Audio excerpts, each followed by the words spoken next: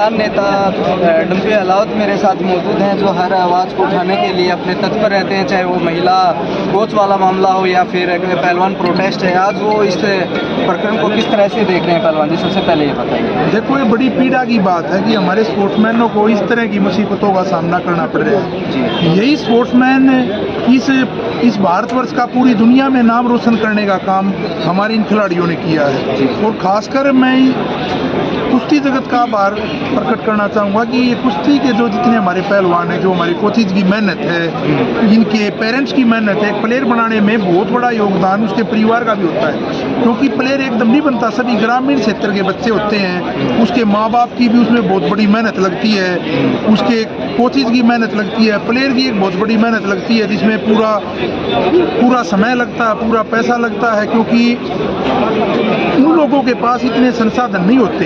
कोई अपने पशु बेच के, भाई कोई एक 2-3 एकड़ के जमींदार का बच्चा है, कोई भाई किसी ड्राइवर का, किसी कंडक्टर का, कोई फैक्ट्री में नौकरी करते हैं किसी के माँ बाप।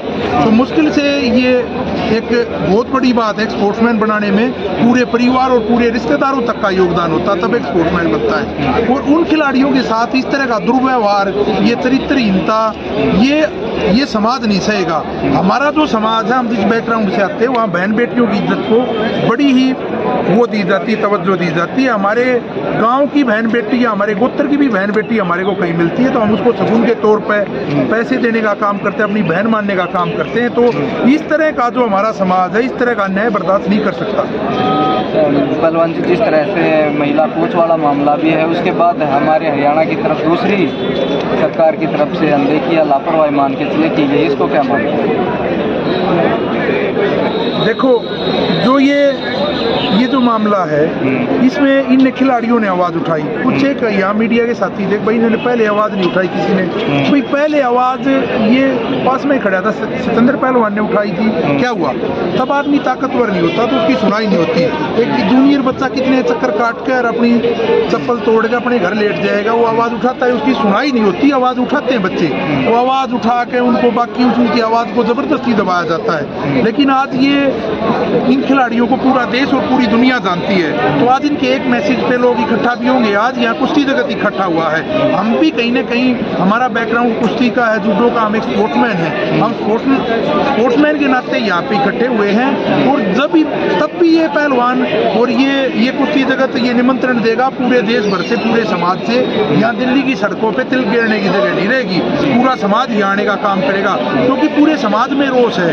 अभी जो ये ब्रजभूषण शरण की जो बात बताई है, अभी इन खिलाड़ियों ने जो बात बताई सामने आई, ये अपने घर के पास लखनऊ में कैंप लगाता है। तो इस तरह की हरकत करता है कि लखनऊ में अपने घर के पास कैंप लगाता है, जी मन करे जिसको बुलाया जा सके। एक गंभीर आरोप ये भी है कि जो इनके रूम्स होते हैं खिलाड़ियों के ऊपर साहब, हाँ, वो आमने सामने लिए गए थे। हाँ, आमने सामने। हरासमेंट है या क्या मानते हैं आप? देखो, ये इसी तरह के काम करता है, उन्हीं को अपने नीचे कोच लगाता है, जो इसके किस्म से उनको सप्लायर कह लो या इसके इशारे पे नाचने वाले। कुलदीप कोच है, उसके चरित्र को उठा के देखो। नेवी वाला कुलदीप एक बहुत अच्छा उसका व्यक्तित्व है, बहुत अच्छा कोच है। उसको फेडरेशन से हटाने का क्या मतलब? उसको फेडरेशन से हटाने का मतलब है कि भाई वो गलत गतिविधियों में कहीं ना कहीं वो रुकावट होगी। एक कुलदीप, दूसरा कुलदीप कोच था, लड़कियों का कोच था, वो भी एक बड़ा सभ्य आदमी है।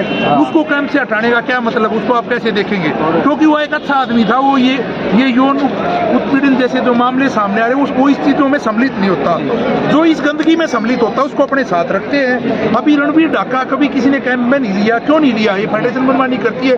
वो एक आदर्श है हमारे लिए, कितना अच्छा कोच है, इतना अच्छा उसका व्यक्तित्व है। अच्छे आदमी को तो यहाँ रखना है नहीं, यहाँ सप्लायरों की जरूरत है, अच्छे आदमियों की इनको जरूरत नहीं है। जिस तरह से आरोप और भी है कि हरियाणा की जो 2 टीमें होती थी उनमें से एक को हटा दिया गया है, और पूरा देश गर्व महसूस करता है कि हरियाणा एक ओलंपिक में जाते तो खिलाड़ी मान के चलते कि एक पदक तो भारतवर्ष के लिए कुश्ती का रहेगा।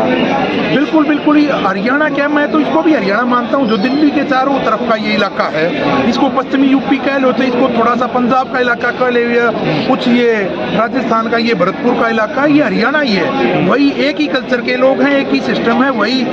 कोई गांव यहाँ से हरियाणा से गए हुए हैं, पश्चिमी यूपी में भी सब एक कल्चर के लोग हैं, तो मैं तो इनको सब कोई हरियाणा के ही लोग मानता हूँ। और ये लोग ताकतवर भी हैं और ये अन्याय को बर्दाश्त करने वाले लोग भी नहीं हैं, क्योंकि चाहे अब्दाली जैसा क्रूर शासक यहाँ बर्दाश्त नहीं किया गया, तो ये लोग हिम्मत रखते हैं अपनी आवाज़ उठाने की। और मैं इन बच्चों को इस चीज़ के लिए बधाई देना चाहूँगा जो ये सामने आए, इन्होंने आवाज़ उठाई, आगे जूनियर प्लेयरों के लिए इन्होंने रास्ता साफ किया। आगे अभी कोई बच्चा डरेगा नहीं अपनी आवाज़ उठाने में, और हम इनके साथ हैं बिल्कुल पुरजोर तरीके से। जिस दिन अगर ये बच्चे मैसेज देंगे तो यहाँ दिल्ली की सड़कों पे तिल गिरने की जगह नहीं मिलेगी। और मैं सबसे पहले मोदी जी से, मैं प्रधानमंत्री और गृह मंत्री जी से ये रिक्वेस्ट करना चाहूँगा कि ये जो इन चमकीली कोठरियों में बैठा है ये जो सांसद, इसको यहाँ से निकाल के इसको जेल का रास्ता दिखाना चाहिए। और ये भागने की फिराक में होगा, इसको भागने नहीं दिया जाए। ये विदेश भागने की फिराक में मिलेगा तो इसको बाहर नहीं भागने दिया जाए। इसका नार्को टेस्ट भी और इसकी CBI जांच भी हो और तुरंत प्रभाव से इसको बाहर किया जाए। ऐसी हमारी प्रधानमंत्री और गृह मंत्री जी से ऐसी हमारी आशा है और रिक्वेस्ट है। शुक्रिया बातचीत के लिए। एक सवाल और होता है कि खापों का बड़ा रोल रहता है और आप खाप में आपका मजबूत दायित्व है, पकड़ है आपकी खापों में। और महिला कोच की बात करूँ, वहाँ भी आपको विशेष जगह दी जाती, तो उनका क्या रुख रहेगा? देखो वहाँ भी हमने मिलकर, मैंने उनको सुझाव दिया, हमने मिलकर एक प्रस्ताव पास किया, क्योंकि जो जयदीप धनखड़ थे वो धनखड़ खाप से आते थे, तो वहाँ भी हमने प्रधानमंत्री को, गृह मंत्री को, मुख्यमंत्री को, सबको अपने खाप के सरव खाप के जरिए हमने पत्र भेजे हैं। अगर वो एक्शन नहीं होता फिर हमने जो अपने उपराष्ट्रपति जी उनसे मिलने का भी समय लिया है, तो हम उनसे भी मिलेंगे, ये मामला भी उनके सामने रखेंगे, उनके संज्ञान में डालेंगे।